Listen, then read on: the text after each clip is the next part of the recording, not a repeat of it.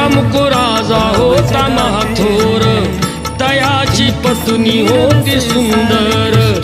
नदी किनारी एकदा त्यांनी घातली महापूजा दोघांनी. आले एक नौका त्याच मार्गानी, नाव भरलेली पूर्ण द्रव्यानी. होती व्यापारी साधू बाण्याची, रीत पाहण्यास आला पूजनाची. उल्कामुकुत्यास बोले ऐकावे, व्रत नारायणाचे आचरावे. मनोइच्छित फळ मागावे, चरणी श्री हरीच्या लागावे.